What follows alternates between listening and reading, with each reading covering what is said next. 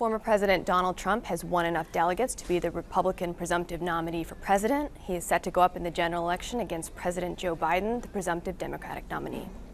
Donald Trump has been the frontrunner since he announced his campaign in November 2022, but he started out as a bit of a weaker candidate. He was facing blame for his party's lackluster performance in the 2022 elections, and he was still facing some criticism, including from members of his own party, for his actions on January 6th.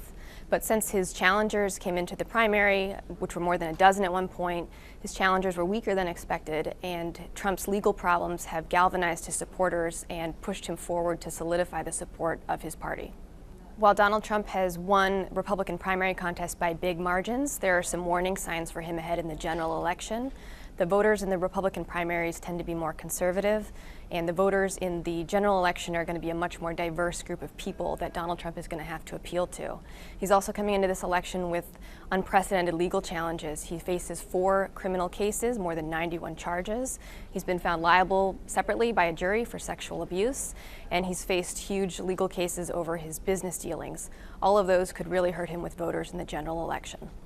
Donald Trump also has some strengths going into the general election. He was out early talking about the challenges at the border, which has become a bigger concern for voters of both parties heading into November. He also has been able to avoid some of the questions about age that Joe Biden is facing, even though he's only a few years younger than Joe Biden. Donald Trump also has a perception among some voters as being stronger on the economy, and his voters are still grappling with issues like inflation, high food prices. That could be something that plays to his advantage in November. Trump becoming the presumptive nominee for the 3rd time means that the challenges from any other Republicans hoping to end the era of Trump has mostly closed. Outside of some potential unlikely last-minute maneuvering at the Republican convention, Trump is set to be the party's nominee.